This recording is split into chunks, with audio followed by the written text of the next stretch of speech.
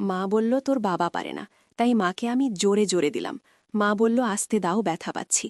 তারপর আমার মেশিন মায়ের গুহার ভিতরে দিতেই মা উহ আহ বলে শব্দ করতে শুরু করল, আর আমি ঘণ্টার পর ঘণ্টা কাজ করতেই থাকলাম। আমি হোস্টেলে থেকে পড়াশোনা করতাম, তাই আমার মায়ের সাথে খুব কম সময় দিতাম। আমি ছুটি পাওয়ার পর বাড়িতে আসলাম এবং মা আর আমি একে অপরের খুব কাছাকাছি চলে এসেছিলাম। তারপর যা ঘটেছিল তা পরবর্তী গল্পে দেখুন। আমার নাম রাহুল এবং আমার বয়স এখন ২৪ বছর। এই গল্পটি আমার এবং আমার মায়ের, যা একটি সত্যিকারের গল্প। আমার মায়ের নাম আঁচল এবং তার বয়স এখন ৪৩ বছর। তিনি শারীরিকভাবে কিছুটা মোটা, কিন্তু দেখতে খুব সুন্দর। যখন আমি ছোট ছিলাম তখন আমার বাবা চাকরির জন্য বিদেশে চলে গিয়েছিলেন। তারপর তিনি সেখানেই বিয়ে করে ফেলেন এবং কখনো ফিরে আসেননি। এই ঘটনায় আমার মা খুব কষ্ট পেয়েছিলেন, কিন্তু ধীরে ধীরে তিনি সামলে উঠেছিলেন। এখন আমাকে লালন পালনের সমস্ত দায়িত্ব মায়ের ওপর এসে পড়েছিল, তাই তিনি নিজের জন্য চাকরি খুঁজতে লাগলেন। কিছুদিন পরে আমার চাচা আমার মাকে একটি চাকরির কথা বলেছিলেন, যেখানে একটি বড় কোম্পানির বসের সেক্রেটারির কাজ ছিল। প্রথমে মা মানা করেছিলেন, কিন্তু বাধ্য হয়ে মা রাজি হয়ে গেলেন এবং চাকরিটি জয়েন করলেন। এখন এতে একমাত্র সমস্যা ছিল যে সেক্রেটারি হওয়ার কারণে মাকে সবসময় বসের সাথে আন্তর্জাতিক সফরেও যেতে হতো, আর আমি তখনও ছোট ছিলাম। যখন মা আন্তর্জাতিক সফরে যেতেন তখন আমাকে সবসময় আত্মীয় স্বজনের বাড়িতে রেখে যেতেন। আমি শেষ পর্যন্ত বাড়ির চেয়ে বেশি সময় আত্মীয় স্বজনের সাথেই কাটিয়েছি। যখন তিনি ছোট ছোট ভ্রমণে যেতেন তখনও আমাকে আমার নানির বাড়িতে রেখে যেতেন। কিছুদিন পরে আমাকে বোর্ডিং স্কুলে পাঠিয়ে দেওয়া হয়েছিল এবং আমি সেখানেই হোস্টেলে থাকতে শুরু করলাম। যখন আমি কলেজে এলাম তখনও আমি ডরমিটরিতে থাকতাম। সেই বছরগুলিতে আমি আমার মাকে শুধুমাত্র গ্রীষ্মের ছুটিতেই দেখতাম, সেটাও তখন যখন আমরা বিশ্বের কিছু সেরা জায়গায় ছুটি কাটিয়েছি, দুর্ভাগ্যবশত। তার এই চাকরির কারণে এই সুযোগ সাধারণত ৪ বা ৫ দিনের বেশি স্থায়ী হতো না। গ্র্যাজুয়েশনের পরে আমি গ্রীষ্মে কিছু মহিলা বন্ধুর সাথে ডেটিং করে নিজেকে ব্যস্ত রাখার পরিকল্পনা করেছিলাম। কিন্তু ঠিক সেই দিনই মায়ের ফোন এলো এবং তিনি বললেন, অরবিন্দ, আমি গোয়ায় আমাদের ছুটির জন্য সমুদ্রের পাশে একটি জনপ্রিয় রিসর্ট বুক করেছি এবং আমাদের ২ দিন পরে বেরোতে হবে। এটি শুনে আমার মন খারাপ হয়ে গেল, কারণ মা আমাকে জিজ্ঞাসা না করেই সবকিছু বুক করে ফেলেছিলেন। আমার তৈরি পরিকল্পনা নষ্ট হয়ে গেল। কিন্তু একটি খুশিও ছিল যে অনেক দিন পরে মায়ের সাথে সময় কাটানোর সুযোগ পেয়েছি। তাই আমি সবকিছু ভুলে খুব খুশি হয়ে গেলাম। পরের দিন সকালে আমি ডরমিটরি থেকে বাড়ির জন্য বের হয়ে গেলাম। যখন আমি বাড়ি পৌঁছলাম তখন মাও বাড়ি এসে গিয়েছিলেন। বাড়ি যেতেই মা আমাকে জড়িয়ে ধরে বললেন, কেমন আছে আমার ছেলে? আমি বললাম, ভালো আছি মা, শুধু তোমার খুব মনে পড়ে।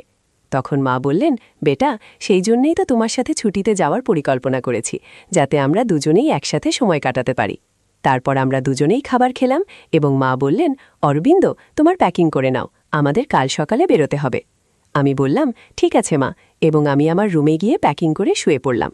পরের দিন সকালে আমরা দুজনেই গোয়ার জন্য বের হয়ে গেলাম এবং দুপুরের মধ্যে গোয়া পৌঁছে গেলাম। সেখানে পৌঁছে আমি দেখলাম যে মা হোটেল না নিয়ে সরাসরি সমুদ্রের পাশে একটি ছোট্ট খেতে গেলাম।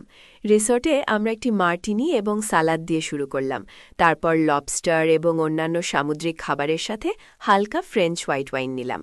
রাতের খাবারের পর আমরা রিসর্টের পাশের রাস্তায় হাঁটতে বের হলাম। রঙিন ভিড়ের মধ্যে হেঁটে আমরা বার এবং ক্যাফেতে বাজানো সঙ্গীত শুনতে পাচ্ছিলাম। মা আমার হাত ধরে হাঁটছিলেন। তখনই আমি তাকে বললাম, মা, আশেপাশের লোকেরা কি ভাবছে? মা তখন বললেন, ভাবতে দাও, আমাদের কি আসে যায়। তার এই কথা শুনে আমি হতবাক হয়ে গেলাম এবং ভাবতে লাগলাম, শেষ পর্যন্ত আমার মা এমন কথা কেন বলছেন। যখন আমরা বাড়ি পৌঁছলাম তখন আমরা সমুদ্রের ওপর সূর্যাস্ত উপভোগ করতে ছাদে বসলাম। মা তার ব্যাগ থেকে একটি শ্যাম্পেনের বোতল বের করলেন এবং আমাকে খুলতে বললেন। তারপর তিনি পাতলা শ্যাম্পেন গ্লাসে শ্যাম্পেন ঢেলে আমাকে দিলেন। তিনি আমার পাশে বসলেন এবং তার গ্লাস থেকে আমাকে পান করাতে লাগলেন এবং বললেন, আমার ছেলে কত বড় হয়ে গেছে। তারপর তিনি আমাকে মাথা থেকে পা পর্যন্ত এক ভিন্ন দৃষ্টিতে দেখছিলেন। কিছুক্ষণ পর আমরা বাড়ির ভিতরে চলে এলাম। ভিতরে এসে মা একটি হালকা নীল রঙের গাউন পরলেন এবং আমরা বসে শ্যাম্পেনের সাথে কথা বলতে লাগলেন। তিনি তার পা আমার দিকের চেয়ারে রাখলেন। এটা দেখে আমি বুঝতে পারছিলাম না যে মা এসব কেন করছেন। প্রথমে আমি কিছুটা ঘাবড়ে গিয়েছিলাম, কিন্তু কিছুটা শ্যাম্পেন খাওয়ার পর আমি সাহস করে তার দিকে তাকালাম। তখন আমি দেখলাম যে তার মুখে আজ এক ভিন্ন অভিব্যক্তি ফুটে উঠেছে। আমার এভাবে তাকানো তাকে মোটেই বিরক্ত করছিল না। তিনি হাসতে হাসতে জিজ্ঞাসা করলেন, বেটা, আমি কি তোমার ভালো লাগে? আমি বললাম, হ্যাঁ মা, খুব। কিছুক্ষণ পর আমরা দুজনেই বেডরুমে চলে এলাম, যেখানে আমি আমার মায়ের অনুরোধে কিছু সুগন্ধি মোমবাতি জ্বালালাম। আমাদের বেডরুমে ধীরে ধীরে ইংরেজি সঙ্গীত বাজছিল। আমরা কিছুটা মাতালও হয়ে গিয়েছিলাম, কারণ আমরা বেশ কিছু শ্যাম্পেন খেয়েছিলাম। আমরা বিছানায় শুয়েছিলাম, তখন মা বললেন, আজ আমি অনেক রোদে গিয়েছি, তুমি কি আমার পিঠে লোশন লাগিয়ে দেবে? আমি বললাম, হ্যাঁ মা, অবশ্যই। তিনি আমার সামনে তার পা রাখলেন এবং আমি হাতে লোশন নিয়ে তার পায়ে লাগাতে লাগলাম। তখন তিনি কোনো দ্বিধা ছাড়াই আমাকে জিজ্ঞাসা করলেন, বেটা, বলো তো, আমার সম্পর্কে তোমার কি মত? আমার মুখ থেকে হঠাৎ বেরিয়ে এলো, অসাধারণ। তখন মা আমার দিকে তাকিয়ে বললেন, বেটা, আমি এতদিন তোমাকে নিজের থেকে দূরে রেখেছি, এ ব্যাপারে জিজ্ঞাসা করছি। তুমি কি মনে করো আমি কেমন মা? তখন হঠাৎ আমার মনে হল যে আমরা আমাদের জীবনে এত কম সময়ে একসাথে কাটিয়েছি।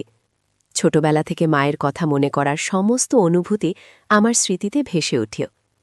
আমার চোখ থেকে অশ্রুর ধারা বয়ে গেল।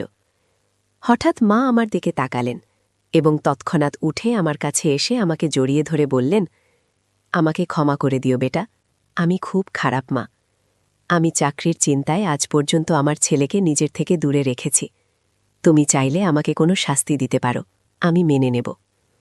মা বললেন, আমি বুঝতে পারছি বেটা, তোমার কি কষ্ট হয়েছে, কিন্তু এখন আমি প্রতিজ্ঞা করছি, আজকের পর কখনো তোমাকে নিজের থেকে দূরে রাখব না, যদি আমাকে চাকরি ছাড়তে হয়। কথা শুনে আমি খুব খুশি হলাম এবং আমি মাকে জড়িয়ে ধরে বললাম। তারপর আমরা দুজনেই একে অপরের অশ্রু মুছলাম। তারপর সারা রাত বসে আমরা অনেক হাসি ঠাট্টা করলাম। আজ মনে হলো যেন জীবনের সমস্ত সুখ পেয়ে গেছি। পরের দিন আমরা আমাদের বাড়ি ফিরে এলাম। এখন আমার মা তার চাকরি ছেড়ে দিয়েছেন এবং বাড়ির কাছে একটি বিউটি পার্লার খুলেছেন, যার মাধ্যমে আমাদের বাড়ি ভালোভাবে চলছে।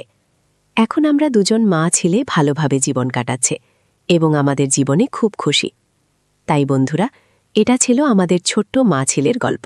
আপনি এই গল্পটি কেমন লাগলো কমেন্ট করে অবশ্যই জানাবেন। যদি গল্পটি ভালো লেগে থাকে তবে লাইক করুন এবং আপনার বন্ধুদের সাথে শেয়ার করুন। এরকম আরও রোমাঞ্চকর গল্পের জন্য আমাদের চ্যানেল সাবস্ক্রাইব করুন এবং বেল আইকন টিপতে ভুলবেন না, যাতে আপনি আমাদের কোনো গল্প মিস না করেন। ধন্যবাদ।